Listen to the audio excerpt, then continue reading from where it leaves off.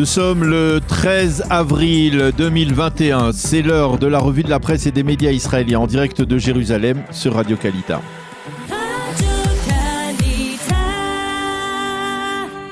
Nous retrouvons donc Daniel Haïka à Jérusalem et ce matin, Daniel, c'est l'un de ces douloureux matins justement où la presse et les médias israéliens mettent tout de côté pour n'aller qu'à l'essentiel. Et l'essentiel, c'est le sacrifice donc des soldats tombés au combat qu'Israël s'apprête à honorer. Oui, Lana, nous allons mettre tout de côté l'Iran, la politique, pour nous focaliser sur cette journée du Yom HaZikaron. C'est ce soir que débuteront les commémorations de cette journée du souvenir à la mémoire des soldats de Tsahal, mais également des victimes des attentats terroristes qui, depuis 24 ans, ont été associés à cette très difficile journée du souvenir qui précède les festivités du Yom HaAtzmaut. 23 928 soldats sont tombés au combat ou dans l'exercice de leur mission, soit 43 de plus que l'an dernier. Et comme chaque année, en cette veille du Yom HaZikaron, les manchettes des quotidiens, la plupart des pages intérieures des sites d'information sont faites de douleur, de deuil, d'épreuves insurmontables pour ces dizaines de milliers de familles éprouvées dans leur chair par la disparition d'un être cher, d'un parent proche ou d'un ami. Ce matin, la manchette du Yediot Aharonot relie cette journée du souvenir à l'actualité brûlante. En effet, le Yediot Aharonot évoque en manchette la douleur d'Itzik Sayadan, qui a été traumatisé par le combat de Sajaïeh à Gaza lors de l'opération Bordure Protectrice en 2014.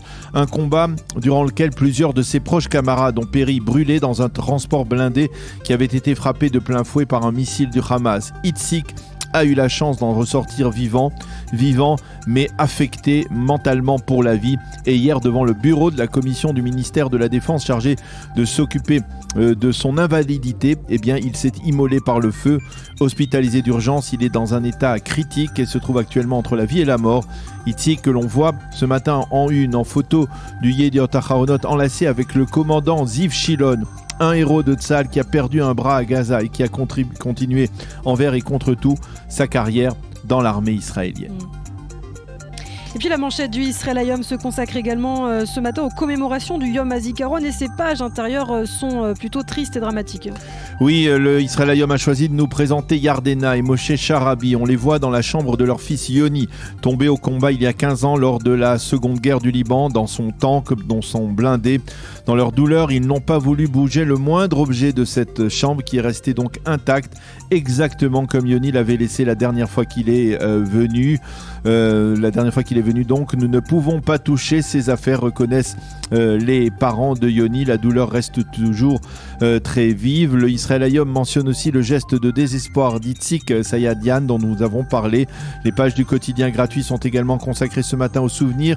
Idem pour le site Ynet qui en page d'ouverture cite les parents d'Itzik qui explique que son geste de désespoir est le résultat d'un manque de considération du système envers ces soldats qui ont tout donné pour garantir la sécurité d'Israël et qui ensuite doivent subir les affres de la bureaucratie israélienne. Et puis toujours sur ce dossier commémoratif, après une année d'interruption, alors que l'État d'Israël est sorti presque totalement de l'épidémie, les visites dans les cimetières militaires sont à nouveau autorisées. Oui, quasiment autorisées, on va dire. Le ministère de la Défense et Tsahal ont demandé hier, il y a une semaine aux Israéliens d'accorder la priorité durant le Yom HaZikaron aux membres des familles endeuillées afin qu'elles puissent se recueillir sur les tombes de leurs proches.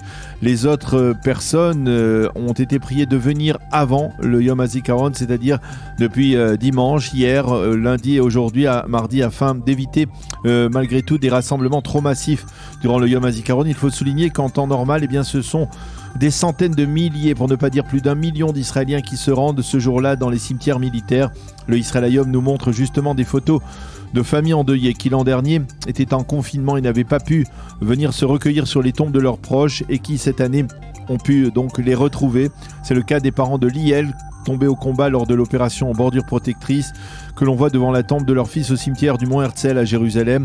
C'est également le cas de la veuve du lieutenant Shmuel Khalfon, tué lors de la seconde guerre du Liban, ou encore le cas de Moni, la fille de Shimon Rokar, qui est tombée au combat durant la guerre de Kippour et qui n'a jamais connu son père autrement qu'au travers des récits racontés par sa famille. Et ce matin, en tournant les pages des quotidiens et des sites d'information, eh bien, les mêmes images, les mêmes photos de ces soldats jeunes pour l'éternité qui ont payé le plus lourd tribut à la défense de l'État d'Israël. Et puis c'est aussi l'occasion, Daniel, de se pencher sur ce qu'écrivent les éditorialistes ce matin qui nous projettent vers le Yom HaZikaron. Oui, effectivement, Eli Benchem, le président de l'association des familles endeuillées d'Israël, rappelle que l'an dernier, les visites au cimetière avaient été interdites en raison de l'épidémie et il affirme que cette année, l'enseignement que nous devons tirer et que nous devons rester envers et contre tout unis.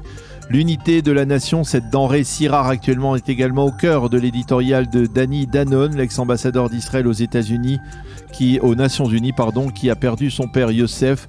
Son père était une légende lors des combats contre les Fedayoun dans les années 50. Il est tombé lors de l'une de ses opérations contre ces terroristes dans la vallée du Jourdain. Il parle, Danny Danon, de ce lien entre la douleur personnelle, la douleur familiale et la douleur nationale de toute une nation, car écrit-il, en dépit de la douleur, nous devons continuer à construire ce pays.